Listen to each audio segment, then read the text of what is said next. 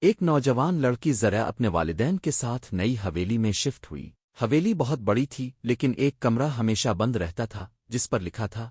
ذرا نے پوچھا، امی یہ دروازہ کیوں بند ہے؟ امی نے ڈر کر کہا، بیٹا وہ کمرہ منحوس ہے، تمہارے دادا نے آخری بار وہ دروازہ کھولا تھا اور پھر کبھی نظر نہیں آئے۔ رات کو ذرا کو دروازے کے پیچھے سے کسی بچے کی آواز سنائی دی، کیا کوئی ہے؟ پلیز مجھے باہر نکالو۔